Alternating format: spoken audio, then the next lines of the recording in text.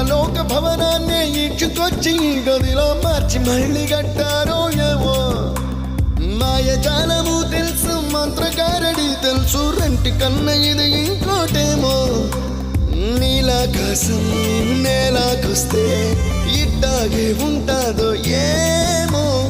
ఈ సంతోషం దాచాలంటే హృదయాలు ఓ 100 కావాలేమో. ఇంతందంగా ఉంటుందా ఈ లోకం?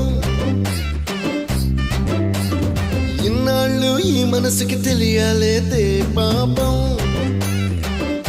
తెల్లవారు జాముల్లో సన్న జాజి పువ్వల్ల మురిసిపోతాందేమో